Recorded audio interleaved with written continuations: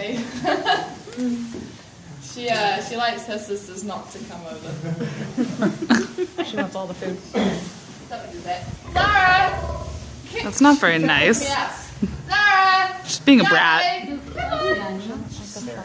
Let's not do the flash, The yeah? interesting thing is she used to be the shyest to come down for talk time, and her siblings would dominate and she'd sort of get left behind, but she's forced her way up the ranks and now grumbles.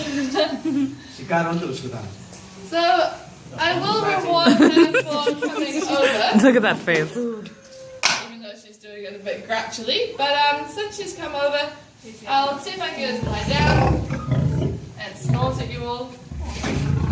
Oh, nom nom nom. Forget how they can be quite big and scary. Yeah. So that was her little It's reward Puff. for coming over. I'll talk to you all about lions and we'll chat about them a wee bit, and afterwards I'll give them more food. So it gives her siblings a chance to come down as well.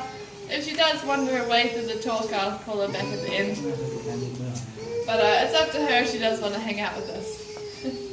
So, lions. Do you guys know much about them and their lifestyle and everything? Anyone a lion expert? Fantastic. So, for lions, it's really important for them to have their social groups. Lions are the only social, or the most social, if not the only social cat species. You guys have cats at home, you kind of know what they like to do by themselves and not really with other people. But lions are the opposite of that. These guys really rely heavily on having other lions around them. Not just for company and mental stimulation and things like that, but for their survival, which is the most important thing for animals, is to survive. To be able to breed and pass on your genes and to find food and things like that. So they work together kind of like a sports team. They have their positions they play, each individual has their role, and they need to work smoothly in order to up their survival chance. So the females, you can see Jimbe, sorry, I was talking to the otter called Jumbe before. Jimbe is quite a sort of noisy little critter, but the females, they have to be quite onto it, they have to be very alert, and they have to be ready to go at any moment. They are the hunters of the lion pride. So a group of lions is called a pride. They're a family group. It consists of basically 1 or 2 alpha males, a bunch of females, maybe about 6 of them, and then all the cubs. And the females, they are the hunters. And they are smaller than the males. Our females weigh anywhere between 130 to 140 kilograms. That's a healthy weight for them, probably about 134. And they use that size to be very quick and very fast and really speedy when it comes to the hunt. So what they do is they work together. All the females will go out hunting, unless there are young cubs that need looking after and nursing by a couple of mothers. All the available females will go off in the savannah, they'll go off and they'll hunt, and they'll see what they can find. But it's not just as easy as deciding you're going to go and grab some food and then taking it all home. They have to work really hard. And so just like a game like a sports team, each female has her own position that she plays, that she does, that she works on. And just like in a sports team, these guys have to practice. They can't switch jobs each time they go out hunting. They actually have to do the same thing every time. And that's just to hone their skills, to get really good at what they do, so they have the best chance of taking down their meal. So you'll have those that sort of flush the prey out of the bushes, they chase them across the savannah into the waiting ambush of a couple of the other females. You'll get the ones that actually do the killing and the taking down of the prey, and then those lucky females that get to drag it all home to the pride land, to the mouth of the waiting male. So once the females have put in all their effort of hunting, they generally only have about a 10% success rate each time they go. And so they only hunt a couple of times a week, but they try really hard when they do it in the hopes of succeeding.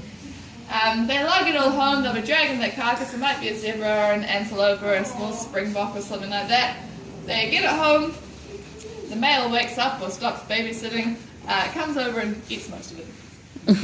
But that is also his job. That's how important his role is, that he gets first dibs on all the juicy bits of meat. So while the females weigh about 130, 140 kilograms, the males are about 180 to 200. So they have a lot more size that they have to fill. And that's why the females work so hard to bring home a lot of food so that once the males finish eating, they get a good haul as well. I like the fact that she even wigs her tail like a kitty. So while the male is eating, he does share with his cubs. So he understands the importance of feeding his offspring as well. Get them nice and big so that they can grow strong, and then he can kick them out and they can go make their own prize. So while they're eating, he actually teaches them a little bit. So he'll wrestle with them, he'll push them off the food, he'll let them knock them over, and he'll sort of teach them how to bully other animals for a meal, which is quite important when they grow up, so that they can survive and get some food themselves.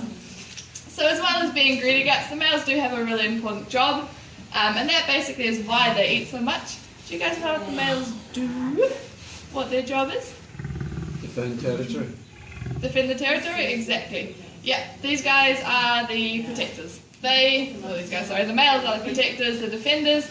They will patrol, so they'll walk all the way around their territory and they'll roar. If you guys, have you heard them roar before?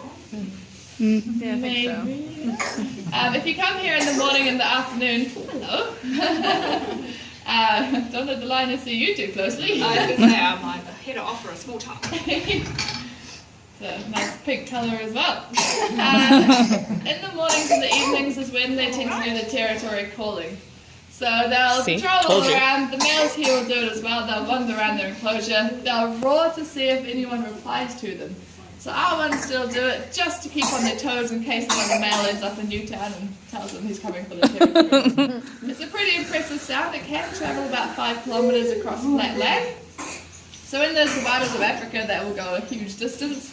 Here in Wellington, not so much. We've got some beautiful hills going on. That insulates the sound quite nicely. But if you live around the zoo, people often hear the lions roaring if the wind's in the right direction. And if they come across another male, that is when their massive size comes into play. That's when their 200 kilos and their really big mange is most important.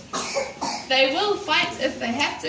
If they come across a male and that male is really intimidating and is going to try and take over their pride, then the alpha will fight. And all things going well, he will win and gets to go home. All things not going so well, then the pride will be taken over by this new male. It can happen pretty quickly. There's no real rules about it. It's the toughest, biggest winner gets to take the pride. But after he's won that confrontation, hopefully, he wanders on home and he goes to sleep. Lions can sleep for about 19 hours a day. So most of the day is spent snoozing. He does babysit while his females go off hunting. But basically what he does